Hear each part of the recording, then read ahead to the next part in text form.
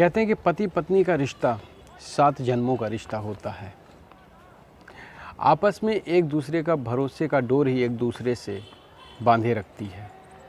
लेकिन जब ये भरोसा एक दूसरे के प्रति कम होता है या टूटता है, उसके परिणाम बहुत ही दुखद और भयानक होते हैं। इसमें 2 पहलू हैं। एक दूसरे से भरोसा कम होने या परिणाम भयंकर होने के 2 कारण होते हैं। या तो पति द्वारा पत्नी के खिलाफ की गई बेवफाई या उससे किया गया धोखा, या पत्नी द्वारा किया गया पति के साथ धोखा। जब पति पत्नी के साथ धोखा करता है तो वो तो पत्नी या तो बर्दाश्त कर लेती है, या तो बहुत कम केसेस ऐसे होते हैं जिसमें बहुत ज़्यादा लाउड रिएक्ट होता है। समाज के दबाव में कहीं ना कहीं पत्नी जो है मान जाती है। लेकिन पत्नियों के मामले में जब पत्नी पति के साथ बेवफाई करती हैं तो पति का रिएक्शन बहुत ही लाउड होता है। लेकिन सामाजिक दबाव और परिवार के द्वारा आपसी सहमति कराने पर बहुत कम ही केसेस ऐसे होते हैं जो सुलझ पाते हैं, जिसमें पति बहुत ही लाउड रिएक्ट करता है। और कभी कभी ऐसा रिएक्शन होता है जो पत्नी और समाज, कानून तीनों का दोषी उस पति को बना देता है। नमस्कार दोस्तों, मैं आपका दोस्त और होस्ट मोहन पटेल और क्राइम क्रिएशन बाय एमपी में आपका बहुत बहुत स्वागत करता हूं। ऐसी ही कोई घटना घटी इसी साल जुलाई के महीने में 24 तारीख 2022 को, जिसको छानबीन करने के बाद जब सच्चाई सामने आई तो पुलिस सहित मोहल्ले और वहां पे मौजूद सभी लोगों और रिश्तेदारों के रोंगटे खड़े हो गए।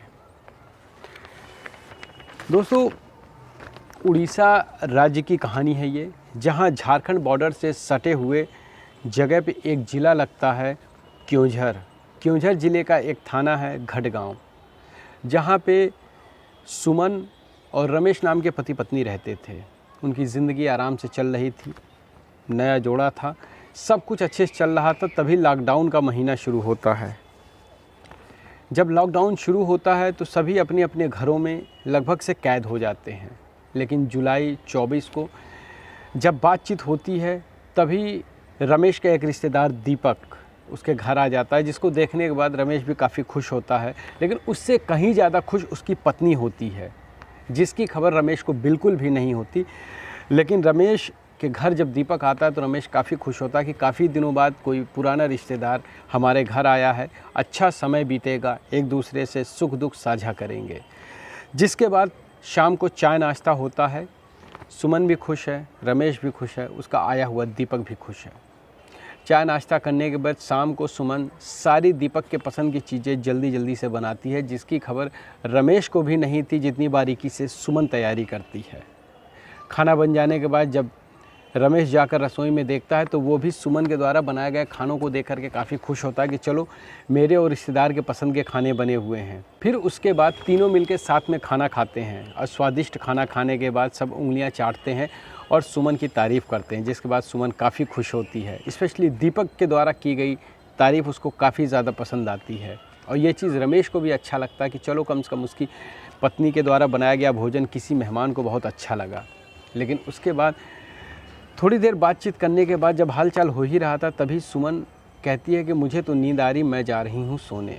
अब आप लोग की मर्ज़ी हो, चाहे जब तक बात करो। अब सुमन के जाने के बाद दीपक और रमेश भी थोड़ी देर बात करने के बाद अपने अपने कमरों में सोने के लिए चले जाते हैं।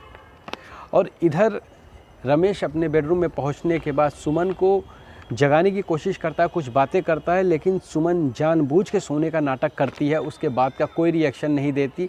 जिसके बाद रमेश को ये लगता है कि मेरी पत्नी सुमन सो गई है। और इधर दीपक अपने कमरे में भी सोने का नाटक ही कर रहा था। लेकिन थोड़ी देर बाद जब रमेश सो जाता है, खर्राटे लेने लगता है और सुमन उठकर पूरी तरह आश्वस्त हो जाती है कि नहीं, उसका पति रमेश सो गया है, तब वो चुपके से उठती है। और उठने के बाद पानी लेके जाने के बहाने वो अपने रिश्तेदार के कमरे में पहुंच जाती है। और पहुंचने के बाद उससे दिखावा गुस्से का नाटक करते हुए और अपने हक के साथ कहती है कि अब तुम्हें आने का समय मिला है, इसके पहले तुम्हें ना ही हमारे घर की याद आई ना ही मेरी याद आई। उसके इस शिकायत भरे गुस्से के लहजे से दीपक उसके हाथ जोड़कर माफ़ी मांगते हुए कहता है, चलो बाबा गलती हुई, माफ़ कर दो। इतना कहने के बाद ही गिलास का पानी बगल में रख के दोनों एक दूसरे से आलिंगनबद्ध हो जाते हैं।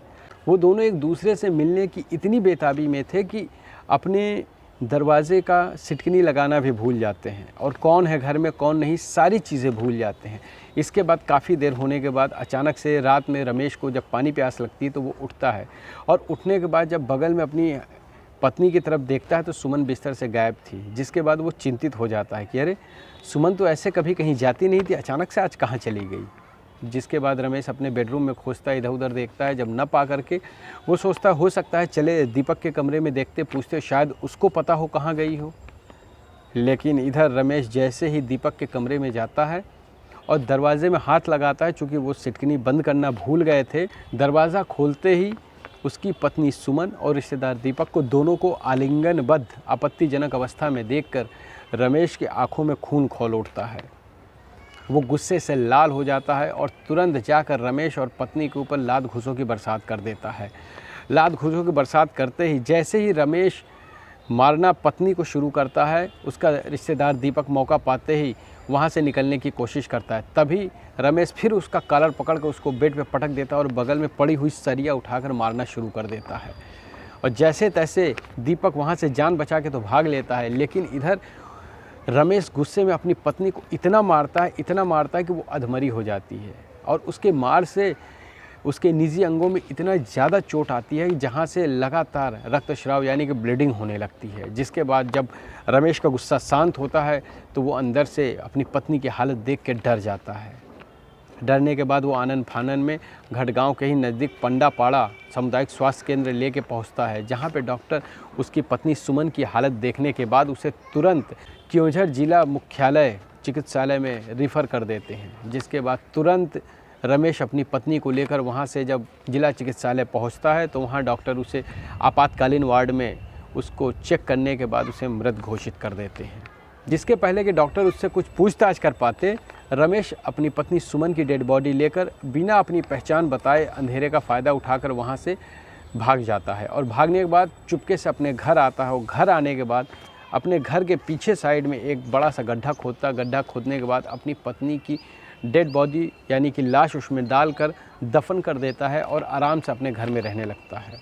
और समाज घर मोहल्ले में ऐसा शो ऑफ करता है जैसे उसके साथ कुछ हुआ ही ना हो, वो आराम से ज़िंदगी जी रहा था। तभी कुछ दिन बीतने के बाद मोहल्ले के लोगों को लगता है कि रमेश तो बहुत आराम से रह रहा है, पर इसकी पत्नी सुमन कहीं दिखाई नहीं दे रही है। जब मोहल्ले के कुछ लोग उससे पूछने की कोशिश भी करते हैं तो वो उनकी बातों को अवॉइड कर जाता है, जिसके बाद मोहल्ले के लोगों को शक होता है। फिर उसके बाद करीब 31 जुलाई के आसपास मोहल्ले के ही कुछ लोगों ने घटगांव थाना के थाना प्रभारी प्रतिभा साहू को फ़ोन करके इस बात की सूचना दी। ये बात सुनने के बाद प्रतिभा साहू का भी माथा ठनकता है, लेकिन इस बात को कंफर्म करने के लिए वो अपने मुखबिरों को इस काम पे लगाती हैं। जिसके बाद उनके मुखबिर इस बात की पड़ताल करते हुए इस बात का कंफर्मेशन करते हैं लगभग ये सूचना पूरी तरह सत्य है। पिछले 1 हफ्ते से ज़्यादा वक्त हो गया है, रमेश अपने घर में अकेले है, उसकी पत्नी सुमन का कोई अता पता नहीं है। बल्कि 24 अगस्त की रात में उसके यहाँ कोई रिश्तेदार आया था और उसके घर से काफ़ी शोर शराबे की आवाज़ आ रही थी, लेकिन उसके बाद ना ही उसके रिश्तेदार का कुछ पता है ना ही उसकी पत्नी सुमन का। ये सूचना मिलने के बाद घटगांव थाना प्रभारी प्रतिभा साहू खड़गांव मजिस्ट्रेट यानी कि वहाँ के तहसीलदार की मौजूदगी में उसके घर पे छापा मारती हैं अरेस्ट वारंट लेकर। छापा मारने के बाद जब सारे घर की तलाशी ली जाती है तो वहाँ पे सुमन नहीं मिलती है। और जब पुलिस इस बाबत रमेश से पूछताछ करती है तो वो पहले इधर उधर की बातें करता है, लेकिन जब पुलिस सख्ती से पूछताछ करती है तो सारा भेद खुल जाता है। वो पूरी बात सिलसिलेवार तरीके से प्रतिभा साहू और मजिस्ट्रेट के सामने बताता है। जिसके बाद घर के पीछे जाकर प्रतिभा साहू और मजिस्ट्रेट की मौजूदगी में उस गड्ढे को खोदा जाता है, जहाँ से उसकी पत्नी सुमन की छत विच्छत अवस्था में सड़ी गली डेड बॉडी बरामद होती है। जिसके बाद प्रतिभा साहू उस बॉडी को पोस्टमार्टम के लिए भेज देती हैं। और इधर मीडिया से बात करते हुए घटगांव थाना प्रभारी प्रतिभा साहू बताती हैं कि फ़िलहाल तो हमने सुमन के पति रमेश को गिरफ्तार करके जेल भेज दिया है, उसके खिलाफ हत्या और साक्ष्य छुपाने जैसी धाराओं में मुकदमा दर्ज किया है। साथ ही हमारी छानबीन जारी है। इधर तहसीलदार के द्वारा भी उनके लिखित बयान और उसके रिश्तेदार दीपक से भी पूछताछ की, उसका भी बयान और बाकी उसके पति के जुर्म के कबूलनामे, सभी चीज़ों को इकट्ठा करके हमने अंतिम रिपोर्ट कोर्ट में पेश की है। और अभी फ़िलहाल ये मामला कोर्ट में विचाराधीन है। इस पे हमारी पुलिस टीम की न्यायालय से ये अनुरोध है कि ऐसे आरोपी को सख्त से सख्त सज़ा मिले। तो दोस्तों, ये थी कहानी रमेश, उसकी पत्नी सुमन और रिश्तेदार दीपक की। ये था एक असामाजिक, अनैतिक संबंधों का परिणाम। सुमन के पति का देखने के बाद सुमन और दीपक के प्रति गुस्से में उठाया गया कदम स्वयं उसके लिए ही घातक बना, जिसके बाद वो जेल में है। जैसे ही मामले की कोई भी निर्णय आता है, हम आपको अपडेट करेंगे। दोस्तों, बीच में हमारे वीडियोस नहीं आ पाए, हम इसके लिए माफ़ी चाहते हैं। कुछ व्यक्तिगत व्यस्तता थी जिसके कारण हम नहीं डाल पाए। आप लोगों से अनुरोध है कि आप हमारे वीडियो को लाइक करें, शेयर करें और चैनल को सब्सक्राइब करें। बहुत बहुत धन्यवाद।